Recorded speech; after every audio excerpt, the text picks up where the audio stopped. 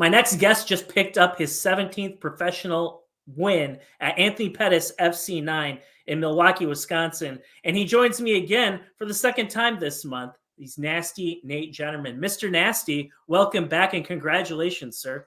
Thank you, man. It's good to be back. Two Well, times in 1 month. I mean, we're making history here. I don't think I've ever done that at all, but I wanted you back on because, dude, this was a crazy fight. And there's like a ton of things here that I wanted to ask you about. And number one was the last time I talked to you, Nate, we didn't even know who you were fighting. That was kind of up in the air. Yeah.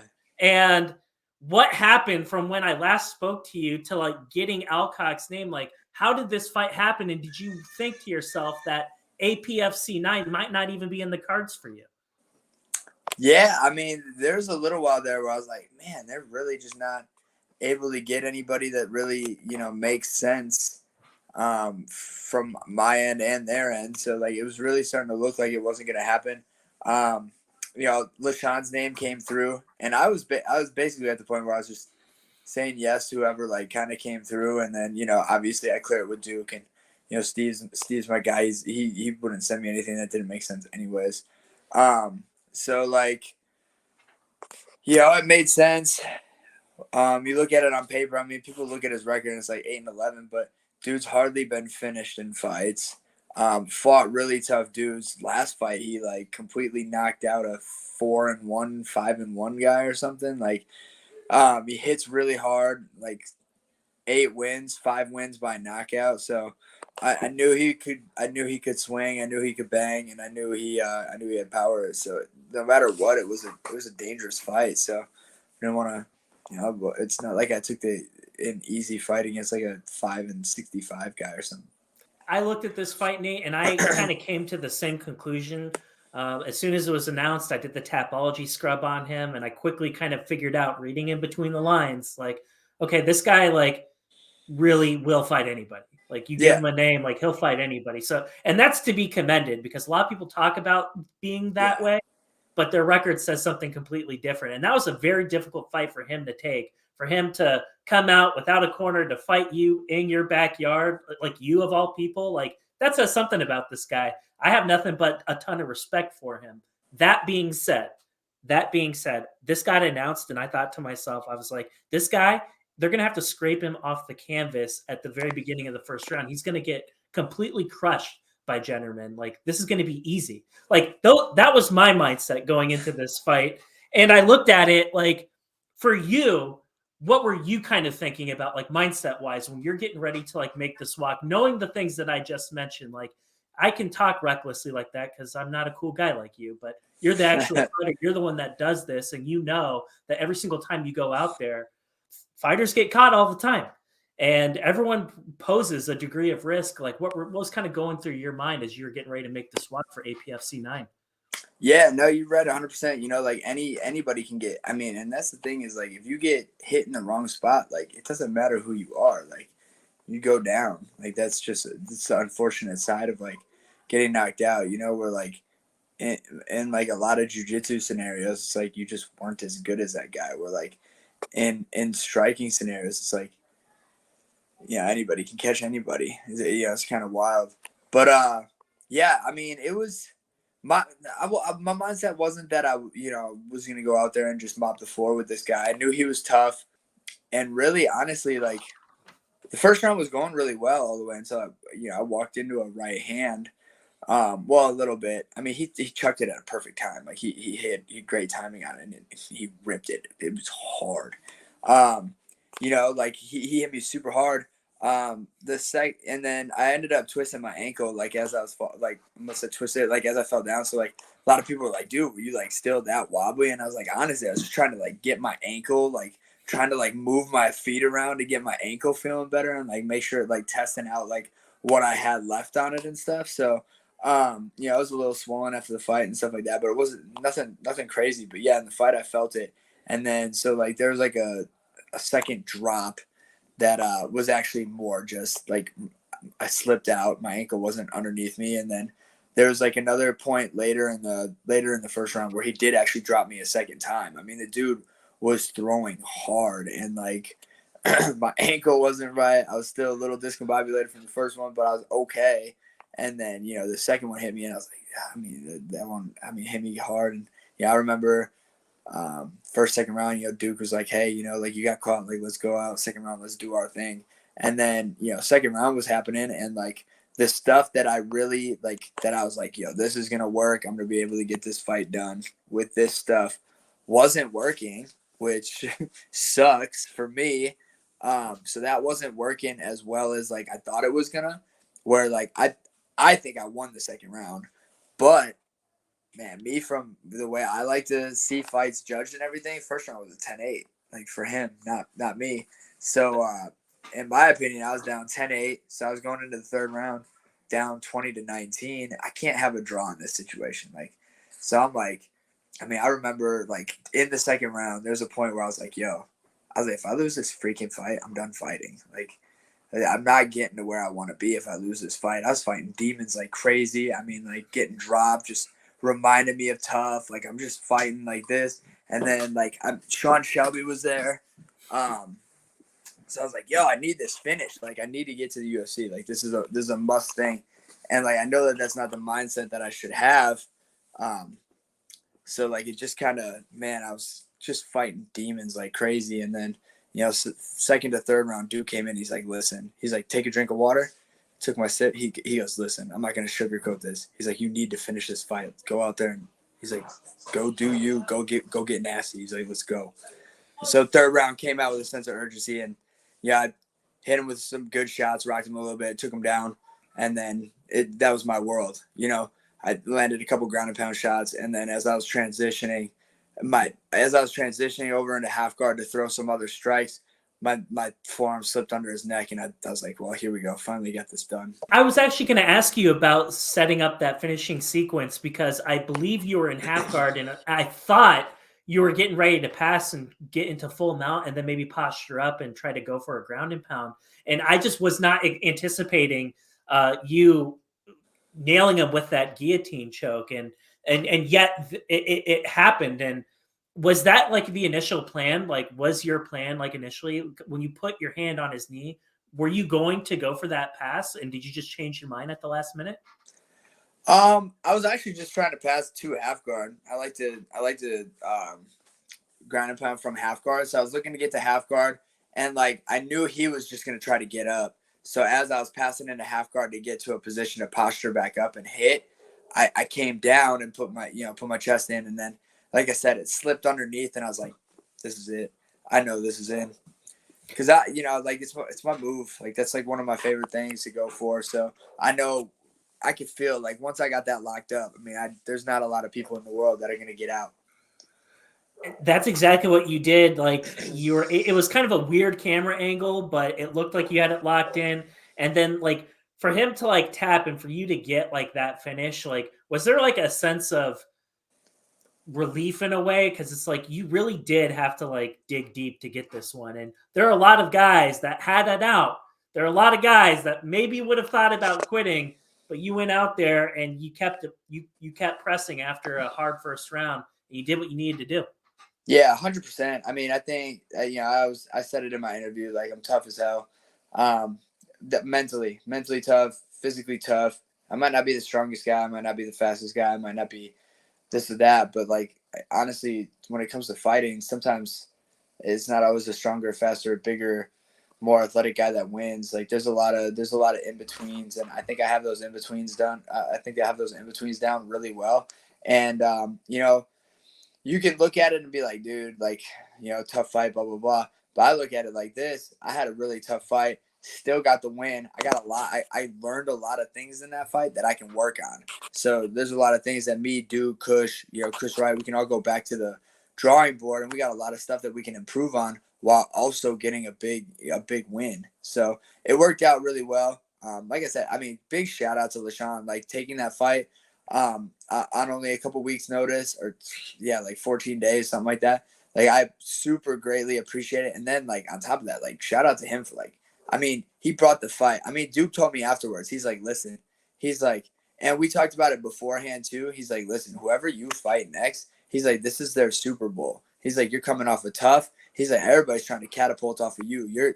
you're the guy. Like, it's like guys fighting UFC vets. It's like that's their Super Bowl. Like, you're getting their number one everything, like focus, drive, integrity, like passion. Like, you're getting everything at their top.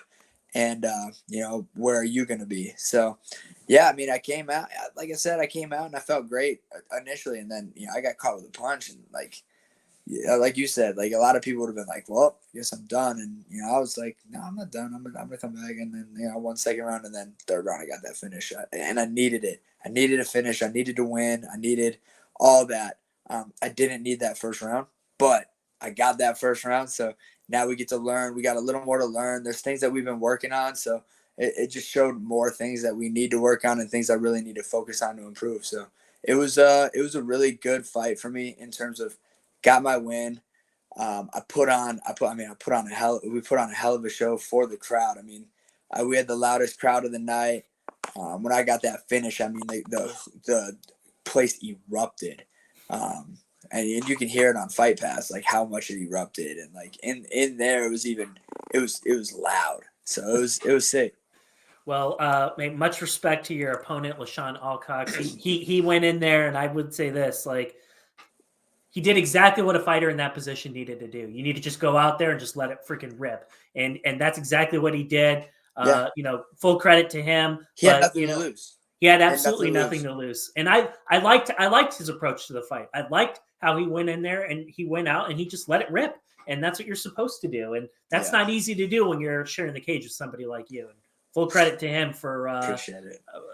Full credit to him. I mean, he went out there to fight. But I want to shift gears, Nate. And before I let you go, I wanted to just simply ask you, on the mic, you basically put the UFC on notice again, like, hey, listen, I'm still out here. I'm ready to go out there. And I kind of wanted to ask you, like, what do you think is going to happen after a performance like that? Like, do you feel that by virtue of getting your 17th professional victory, that's an impressive record, 17-5, like, you're that caliber guy that you see people with your record in the UFC all the time. Is that what's likely for you next, or do you think they're going to want to see one more?